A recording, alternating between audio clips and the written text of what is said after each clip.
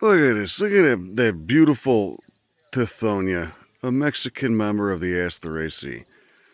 Just the horticultural Tithonia. Is that bee dead or is he just passed out? Is it so good he just passed out? I don't know. Maybe he's just waiting for the rain.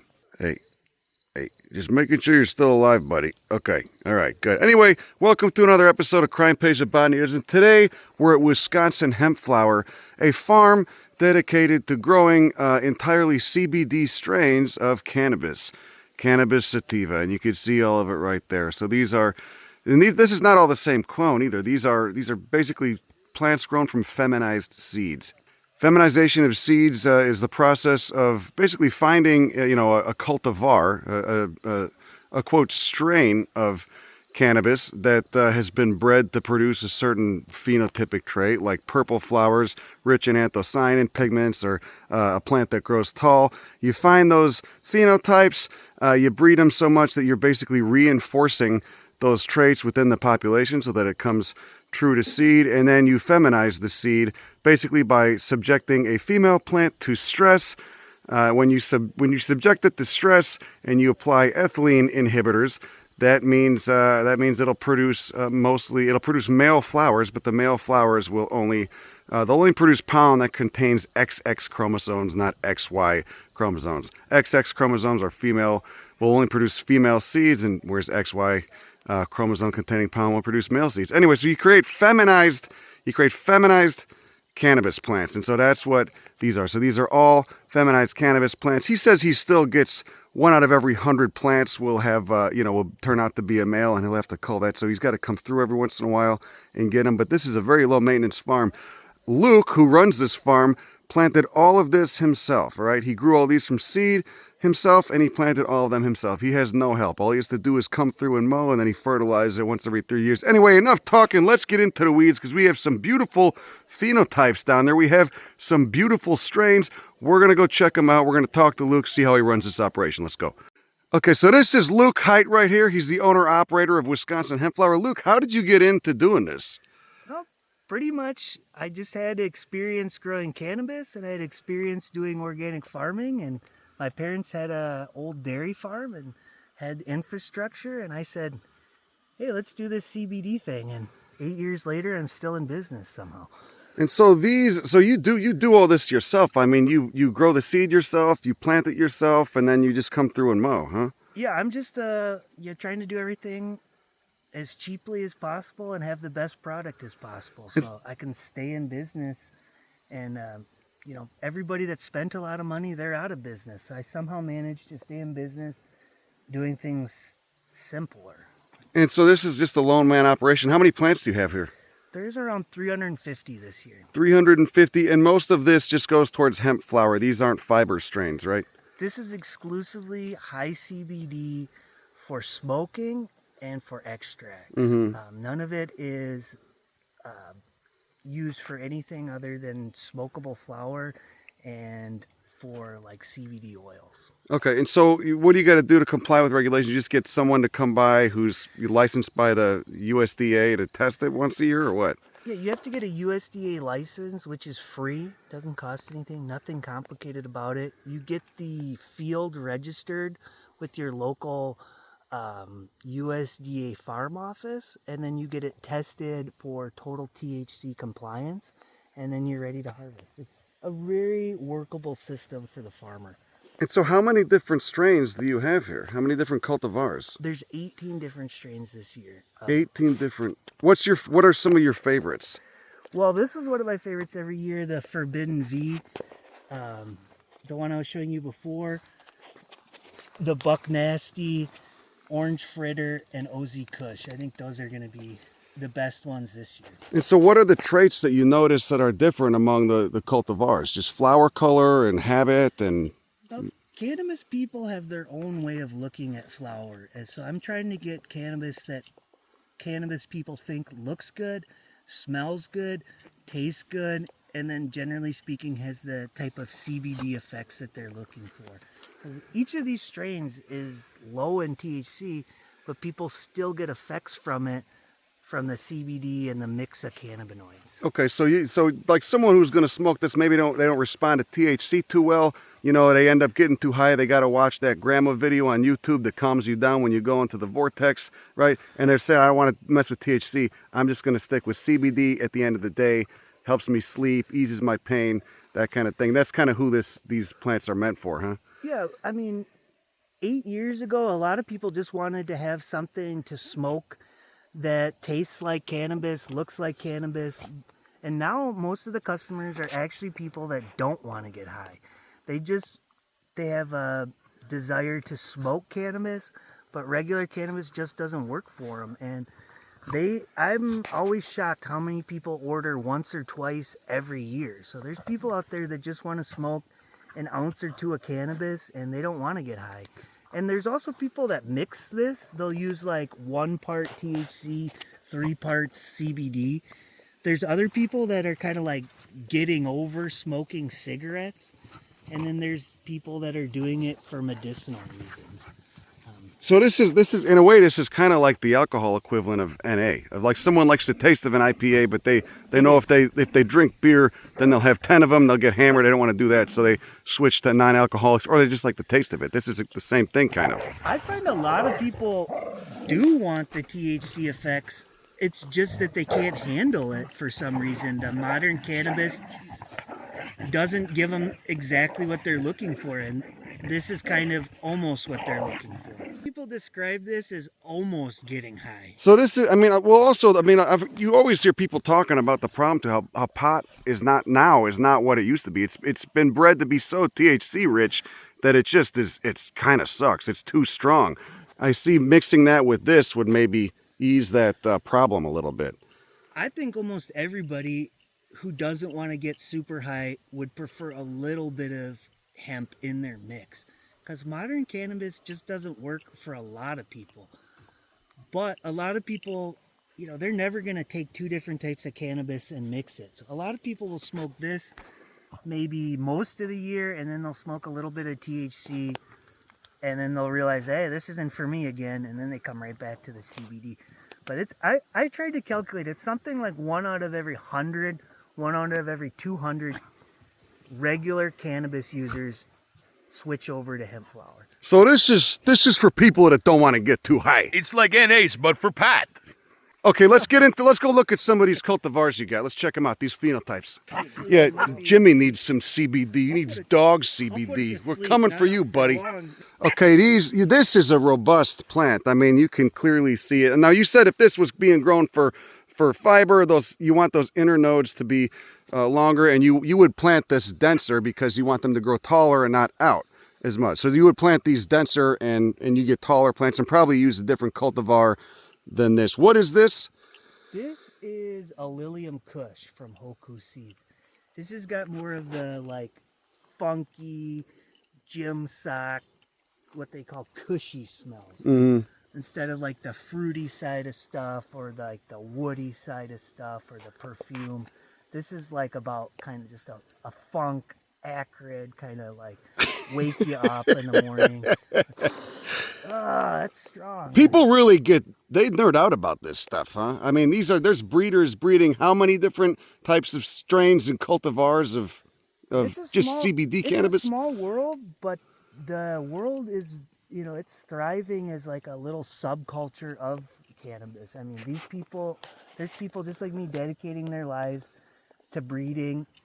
All of these strains come from only 3 companies, and only 2 of them are actively producing new strains. And all of these strains all come or are all related to 3 different strains. I would almost guarantee everything here could be traced back to either 2 or 3 strains that were originally just marijuana strains, and then when cannabis testing came in, people started realizing, oh, these are high in CBD. Then those were selectively bred. Then these breeders took what they had, something's a little funky, something's a little sweet, crossed it, chose the one they wanted, took other ones that were ones they wanted and crossed it. And all of these probably are related to 3 strains and were selectively bred. And then they just take the THC out. They just basically breed it for low THC and keep selecting those and The producing original more of those. strains that these all came from were probably like what they call 1-to-1s. They had 1 part THC and 1 part CBD.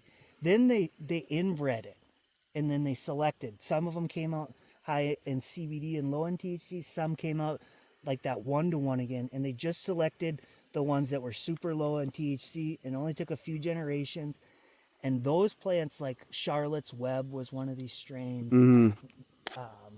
Canatonic, everything in this field is related to this. Everything happened in the last 15, 17 years of selective breeding. That's kind of remarkable. So as fast, I mean, in a rate of 50 years, we've seen THC levels explode in some cannabis cultivars. The reverse could also be true, and probably with only a few generations, you could breed THC out of cannabis as well.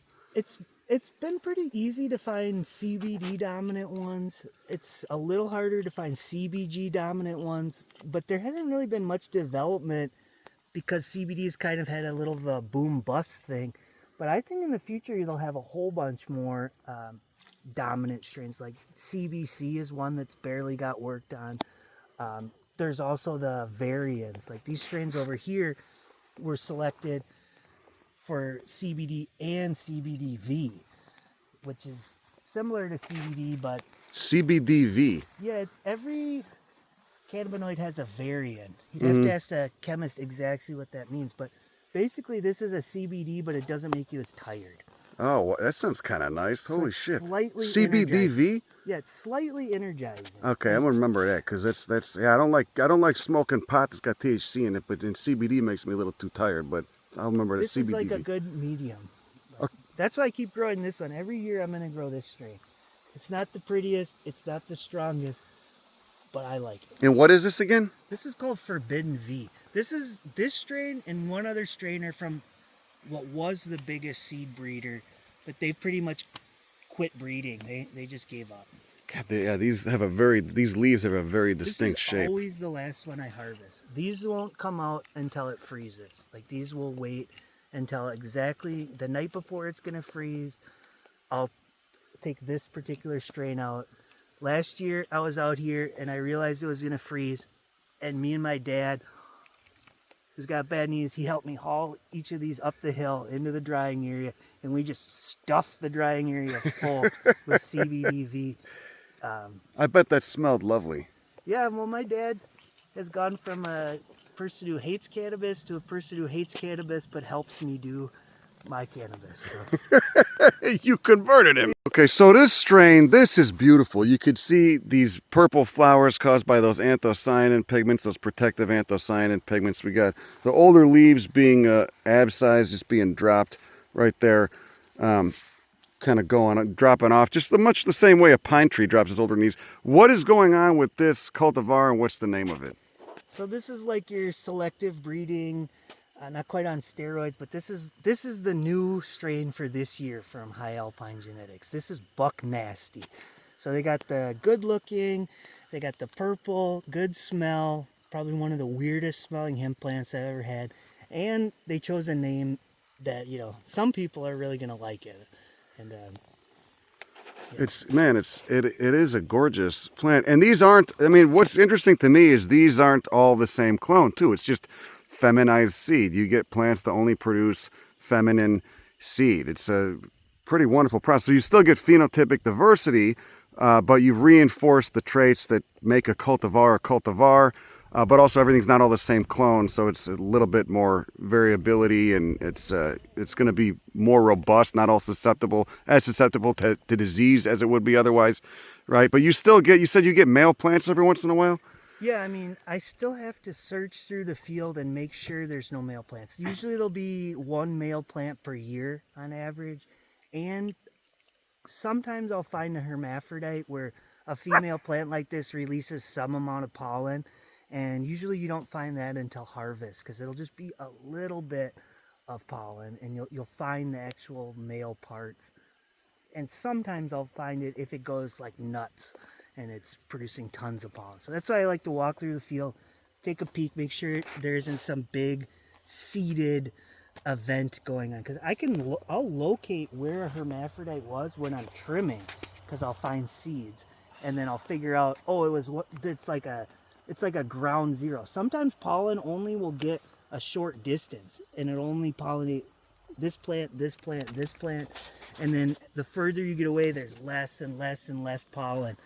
So it's just, I'm trying to have seed-free stuff, but that's not really a possibility. So it's very So low you seed. you still get seeds occasionally, but not a lot of them? Or what do you do about the seeds? I was just about to Let's ask you. just like pick a bud. You take a look at it. I could already find it if there's a seed in here. You can feel it in there. Yeah, I can squish it out. Like, this is what I'll test for. If I do 10 of these tests and I start to find one area that's got seeds, that's going to indicate something's up. But every one of these plants is going to have some amount of seeds just from wild Minnesota, Canada, and Wisconsin pollen, just in the air. Because it's wind-borne pollen. Cannabis pollen, wind-borne pollen in general is very lightweight compared to insect-vectored pollen. And so it gets in there somehow, or maybe they self a little bit occasionally. Who knows? Life finds a way. Yeah, actually, I should take you over and I can show you a half wild one, and you can see what happens to this stuff when it's crossed with wild hemp. I've got one half wild plant that's like 12 feet tall. Did you plant it or it volunteered or what? It just volunteered. Where I was doing my processing, I have to like eliminate all of the plants, and I didn't eliminate that one because it was a female, so I just kept one volunteer just for fun. So this is a volunteer. It's like a refuse pile. This is where you dump the leavings, and then this is just a volunteer that popped up. I mean, yeah, that looks like the wild hemp you see in Nebraska or Kansas or something. It's just got a weird smell to it. Just this one is. Oh wow, yeah, very skunky. And it's half the regular hemp, but it's got really, really small, like resin glands, and just a not pleasant smell. Okay, You don't like that? I kind of like that. That skunky smell. The thing about Oh yeah, it that is, looks like Nebraska ditchweed, man. this is half ditchweed. It's got half kind of a CBD hempy smell and half ditchweed. And if I took the seeds that were in here, it would probably be 3/4 ditchweed next year. So it wouldn't be so hard for me to like acquire those genetics just by saving the seed from these. And Oh, it's growing right next to Ambrosia trifida, which is Asteraceae right here. They could blend in with each other perfectly, and it's a great strategy if someone's trying to grow feral hemp.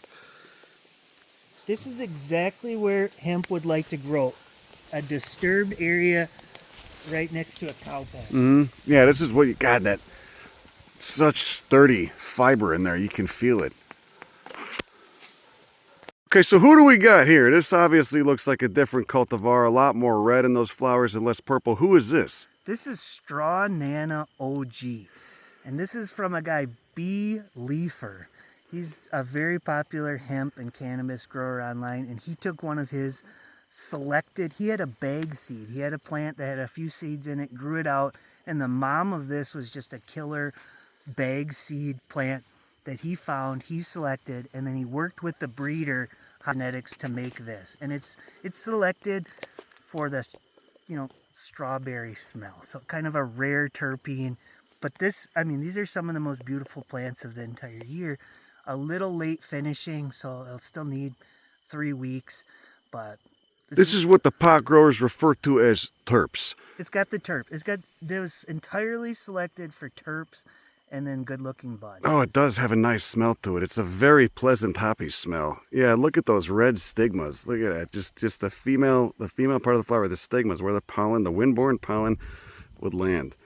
Yeah, that's a beautiful one too. This is, I could see how people nerd out on this stuff. What is this? This is a exact same strain, just showing a different expression. Where, if you probably looked at one of the parents, it probably didn't have any purple, didn't have any of that pink in it. And this is almost undoubtedly what one of the parents, either one generation or 2 generations back, looked like. So there's still diversity in that. Yeah, I like this a lot better than the idea of cloning. I don't know, the whole cloning thing just freaks me out because it leaves too much vulnerability. It's a lot of work. It's a lot of time. I would like to do some cloning, but I like when I start with seed because everything's clean. There's no disease, there's no problem. And with clones, you'd have to, be babying them for years at a time. And I just can't do that. I don't have the indoor grow space to do a project for years. I was going to ask you, regarding disease, what diseases do you have to worry about? I mean, you get enough airflow through here, so even with the heat and humidity, it seems like you don't get too much disease. You said some viruses maybe, or what? We've got some sort of blighty virus, just like we get with our tomatoes, we get with some of our other stuff, our corn. That's probably our main disease problem. And then we have one particular pest called the hemp stem borer, or the corn borer. If I look in here, here's one. Here's a hemp stem borer. See if I can squish him out of here. He already left, it looks like, but they'll put a little bit of damage on it. And where this damage happens, they eat the inside of the stem. And a bud like this will just get tossed. And, it's just part of life. So it's not awful. They're not killing the plant. They just kind of knock it back, I guess. And then we get some mold if we get intense rain. And this is where, like, the selective breeding comes in. Mold, like the bud rot mold, is almost exclusively a genetic combined with a weather thing. So a lot of these strains people have already selected for tolerance. And a lot of it's the bud shape. Like, if you have a bud where the rain gets inside of it, it's going to get wet. But if you find a strain that's really dense, if you open it up, you'll probably find it's dry on the inside. Mm-hmm. And that's like the rain just sort of like pools off of it instead of like pooling in it. So it's a genetic vulnerability that there's alleles or combinations of alleles that make certain strains vulnerable to that mold. It's extremely important for this type of hemp that's growing in these wetter northern climates. And that's why I'm not going to go try a strain that wasn't ever grown in a climate like this. I need it to be selected for the conditions I have. And that highlights more the importance of genetic diversity and not cloning, it would seem too. At least that's what I take from it. You get more genetic variability, there's going to be less susceptibility. Because if you get a clone that one gets sick, they're all going to get sick. That means they're all the same exact phenotype. There's advantages and disadvantages to both. In the regular cannabis world, people want everything exactly the same. They want the green crack that they smoked 20 years ago to be exactly the same. In the hemp world, people are a little bit more open to some of the buds are more purple, some are less purple. But generally speaking, everything in this strain will be similar enough that a regular person will all think of it as the same strain. But there might be a particular plant in this group with like this wide variability. There could be a plant in here that is superior and that would be nice to clone. But also, you'll get some amount of those when you're growing them from seed, so it's okay too. Okay, so what this is orange fritter. Yeah, this is from the same breeder as the Buck Nasty. The same general parents, but selected for different smells. This is a strain that they wanted to be all purple, and they wanted to get some of these fruits, sours into it. So this one is like half the same genetics as the Buck Nasty. It's purple on the inside. It's got really nice smells, but that one's kind of got leaning more towards the stripper mix of smells, and this is leaning more towards the orange and gassy type of smell. So it's definitely. Did you say stripper mix?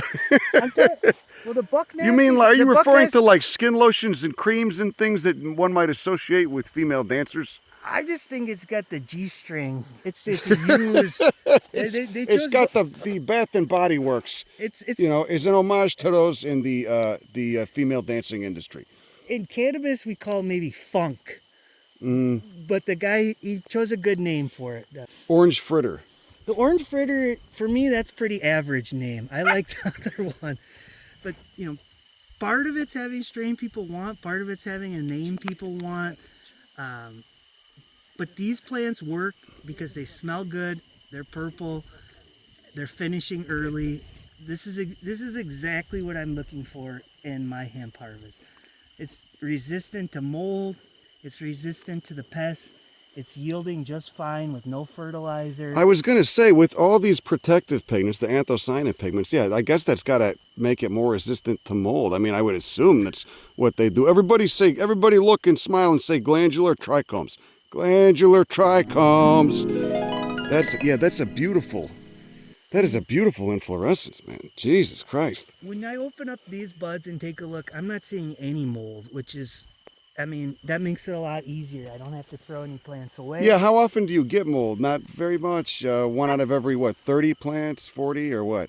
Depends on the genetics. I've had strains that have no problems. I have strains where you get no harvest from the entire patch I've planted. They're just super susceptible and they'd probably do better in a dry climate. Yeah, and when you have problems like that, you move on from breeders like that. They didn't select for the things that I need.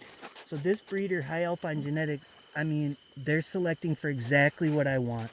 It's got the smells, the effects, but this is a grower's dream plant. They're all this entire 25 plants I can harvest from. And this will end up producing 3 to 5 pounds of smokable flower and minimum of 6 pounds, maybe up to 10 pounds of extractable flower. Jesus. So it adds up. What amazes me about cannabis, and it's the same thing with the case of like Astrophytum mysterious, is how much genetic variability there is within a species, right? I mean, it's amazing what's been done with it in a relatively short time, a few thousand years, and in the case of Astrophytum, it's even shorter. How long have Japanese breeders been breeding Astrophytums? A century at most, maybe, and you get so many different forms, such morphological diversity from one species. Same thing it's happened with dogs, or Brassica oleracea. It's a great teaching tool for natural selection, human breeding, just evolution in general. I mean, there's so many different phenotypes that you can get from one species. So this is orange fritter. Yeah, and that's exactly what I want in this field. I want plants that range in smells, range in effects. They all are the same general family of stuff, but the most diverse version of that family that I can produce. And I'm happy when these breeders take something like this, cross it with something else I have in the field, and next year I've got one of its kids that I'm growing that, a strain like this I probably grow again next year because I really like it. A strain like this, planted at exactly the same time, this strain is going to get done 3 weeks later. And it pretty obviously is going to have a smaller yield as well. So everything was done exactly the same for this plant as for this plant. But for a grower, this is a winner. And this plant might be what people want to smoke. But as a grower, I got to make choices. For the future, I would grow this one and probably not this one, even if this one was just as good. I wonder how long it takes to reinforce the traits, because since they're not clones, you don't need to clone, but you're actually reinforcing the traits in a lineage so that they come relatively true to seed, relatively true to form when you grow them from seed. I would guess that everything here is less than 10 generations from the original couple of high CBD strains that everything came from. It was that little time. Mm-hmm. But one guy was doing it on the East Coast with a little bit of a mix. One guy was doing it here. One guy was doing it here. Then they all met up with this guy as a breeder, where he's like, oh, what's your best CBD clone from this guy? Hey, let's breed with it. And then another guy goes, what's your best CBD clone? And random things happened, like that straw nana came from a bag seed, so half of its genetics aren't known. And that was the missing strawberry terpene that just showed up mysteriously. You just grow 1,000 seeds, you pick 2 or 3 that you like, you cull the rest, then you breed those 2 or 3, grow 1,000 of those seeds, and so on. It's the same thing that's been done with pugs, Great Danes, with broccoli, etc. Just reinforcing those phenotypic traits within a lineage. Well, Luke, thank you so much. I really appreciate you. Thanks, man. Wisconsin hemp flower. Check them out. Beautiful Wisconsin grown hemp.